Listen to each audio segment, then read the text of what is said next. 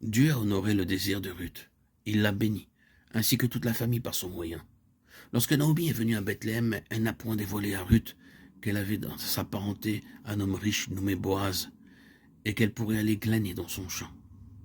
D'elle-même, Ruth désira aller travailler dur et glaner dans les champs en vue de subvenir aux besoins de sa belle-mère. À l'époque de la moisson, bien des gens vont travailler au champ. Aussi y a-t-elle également. Ce fut la main de Dieu qui la conduisit dans le champ de Boaz. À l'insu de Ruth et de Naomi, Dieu la guida vers ce champ.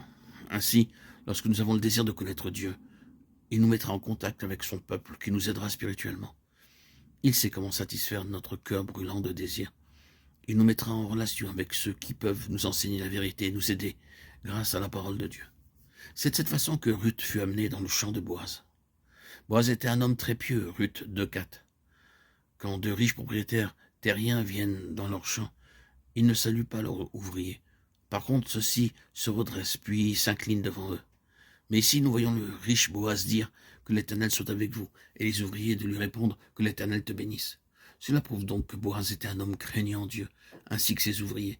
Tandis que Ruth cherchait du travail, elle réalisa que les gens qui travaillaient en cet endroit étaient différents des autres. D'une façon générale, nous trouvons dans un atelier ou dans un champ des gens qui fument et qui tiennent de telles conversations que l'on peut tout de suite se rendre compte du genre de personnes à qui l'on a affaire.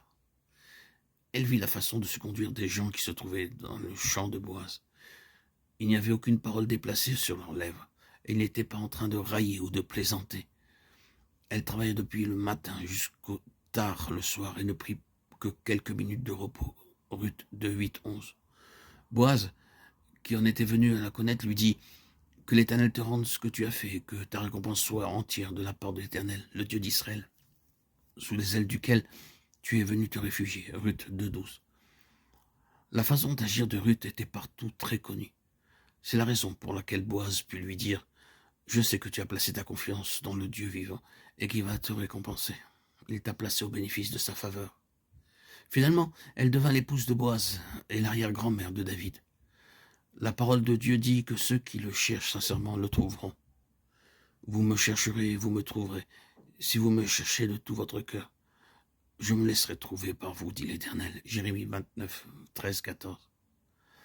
À cause de la fidélité de Ruth vint une grande bénédiction dans la famille de Naomi. Quand Naomi s'est repentie de son péché et de sa faillite, alors Dieu se mit à régir souverainement toute la situation. Dieu a travaillé en sa faveur lorsqu'elle s'est décidée à retourner à Bethléem. En même temps, Ruth eut un grand désir de connaître le Dieu vivant et vrai, et ce désir fut suffisant pour l'amener dans une grande bénédiction ainsi que beaucoup d'autres par son moyen. Chacun de nous a de nombreux manquements et faiblesses, mais lorsque nous désirons sincèrement connaître le Dieu vivant et vrai, et que nous avons faim de sa parole, alors Dieu pourvoit afin de satisfaire notre désir et de bénir beaucoup d'autres par notre moyen. Le livre de Ruth commence par une famine et se termine par une note de triomphe et de joie. Si votre vie est devenue stérile et infructueuse, scrutez-la afin de découvrir la cause de cette famine. Il se peut que vous soyez éloigné de la communion fraternelle, ou que vous soyez tellement absorbé par vos occupations de ce monde que vous avez diminué votre temps de prière. Quelle que soit la cause de la stérilité de votre vie, il n'est pas nécessaire que vous demeuriez dans cette condition. Si vous revenez au Seigneur dans une repentance sincère, il vous pardonnera et transformera votre chagrin en joie et vos pleurs en rire. Il vous aidera à recouvrer toute perte. Que le Seigneur fasse cela dans votre vie.